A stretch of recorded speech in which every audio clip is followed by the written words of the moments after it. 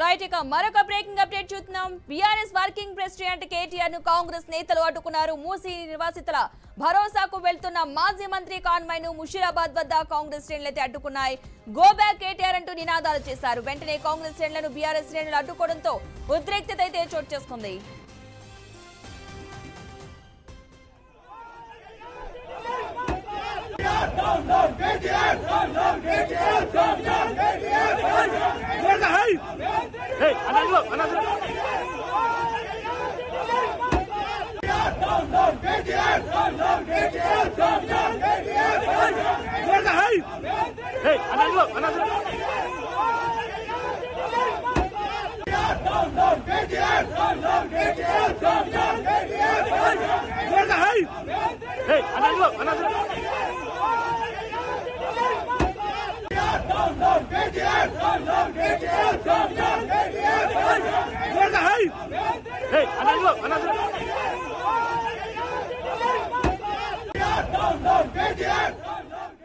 BRS working president KTR ను కాంగ్రెస్ నేతలైతే అడ్డుకున్నారు. మూసీ నివాసితుల భరోసాకు వెళ్తున్న మాజీ మంత్రి కాన్వాయ్ ను ముషీరాబాద్ వద్ద కాంగ్రెస్ శ్రేణులైతే అడ్డుకున్నాయి.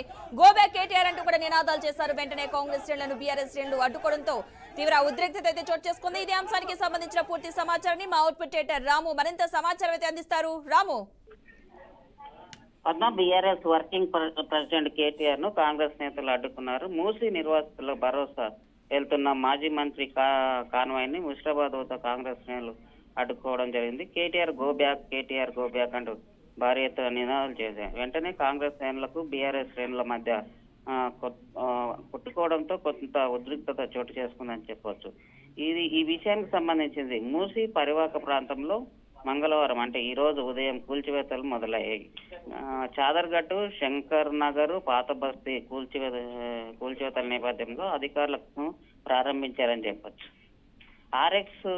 ఆర్బిఎక్స్ అని రాసి ఉన్న ఈ ఖాళీ ఇళ్లకు సంబంధించిన ఏదైతే ఇల్లు ఉన్నాయో ఖాళీ చేసిన వాటిని అధికారులు కూల్చివేస్తున్నారు. ఈ విషయంలోనే ఎలాంటి అవాంతరాలు జరగకుండా ముందుగానే పోలీసులు భారీ ఎత్తున మోహరించడం జరిగింది. ఈ క్రమంలోనే చదరగట్లో మూసీ కూల్చివేతలను పరిశీలించేందుకు మాజీ మంత్రి కేటీఆర్ అక్కడికి రావడం జరిగింది. అయితే ఈ విషయంలో తెలిసిన కాంగ్రెస్ శ్రేణులకు సంబంధించి కొంతసేపు వాళ్ళ మధ్య అంటే అక్కడికి వచ్చిన కేటీఆర్ కు సంబంధించిన కాంగ్రెస్ శ్రేణులు అడ్డుకోవడంతో కొంత ఉద్రిక్తత వాతావరణం జరిగిందని చెప్పుకోవచ్చు. అట్లాగే ముషీరాబాద్ చేరుకున్న కేటీఆర్ కాంగ్రెస్ కార్యకర్తలు అడ్డుకోవడంతో అక్కడ టెన్షన్ వాతావరణం నెలకొందని చెప్పొచ్చు. వెంటనే అక్కడికి పోలీసులు చేరుకొని పరిస్థితిని అదుపు చేసే ప్రయత్నం కూడా చేశారు. మరోవైపు అంబర్పేట నియోజకవర్గం గోల్నాక డివిజన్ లో అట్లాగే లంక, తులసిరామ్ నగర్ ప్రాంతాల్లో కేటీఆర్ పర్యటించనున్నట్లు తెలిసింది. అట్లాగే బీఆర్ఎస్ శ్రేణులు కూడా అక్కడికి రావడంతో ఇందులో భాగంగా మూసీ సుందరీకరణకు సంబంధించిన ఏదైతే సుందరీకరణ ప్రాజెక్టు సంబంధించిన బాధితులు ఎవరైతే ఉన్నారో వాళ్ళని కలవడానికి కేటీఆర్ తో పాటు అంబర్పేట ఎమ్మెల్యే కాళే వెంకటేశ్వరు, ఇతర నేతలు కూడా పాల్గొన్నారు.